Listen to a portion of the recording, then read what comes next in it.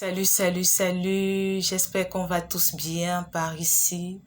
C'est vrai que les nouvelles qui nous arrivent en famille, dans notre entourage, ne sont pas toujours source de joie. Et même lorsqu'on branche notre poste de récepteur, notre poste de télévision, et les informations qu'on peut voir, entendre, recevoir, vraiment suscitent beaucoup d'effroi. Et c'est l'occasion pour moi, ici, avec la grâce de l'Éternel, de mettre en avant encore aujourd'hui la solution vraiment à toutes nos insécurités, à l'insécurité qui plane sur la terre, du milieu des hommes. C'est vraiment, nous n'ignorons pas déjà le nom qui est Jésus-Christ. Jésus-Christ est la solution à tout.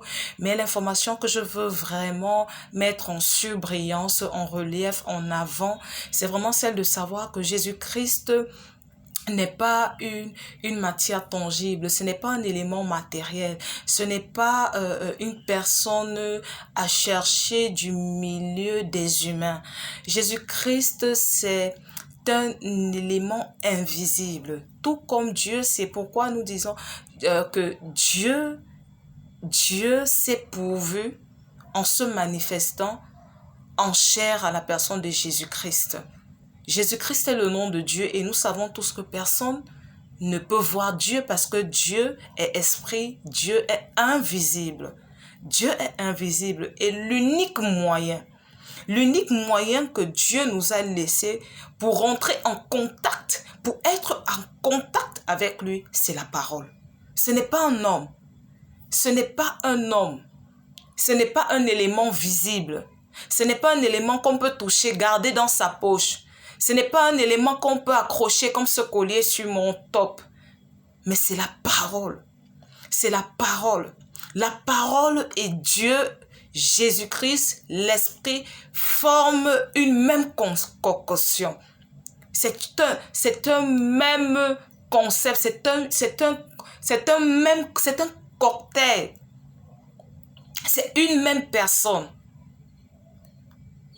Au commencement était la parole. La parole était avec Dieu. La parole était Dieu.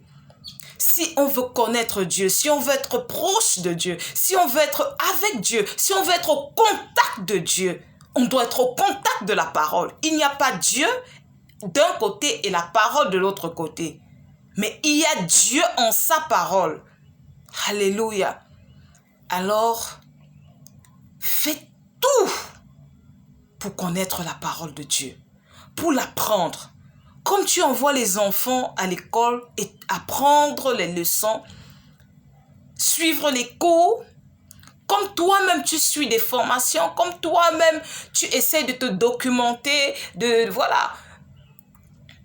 Tu dois chercher, tu dois apprendre, tu dois chercher à connaître la parole. Parce que tu ne peux pas vivre sans Dieu. Je ne peux pas vivre sans Dieu. Je dois connaître la parole. Parce que la parole est Dieu. La parole est Dieu.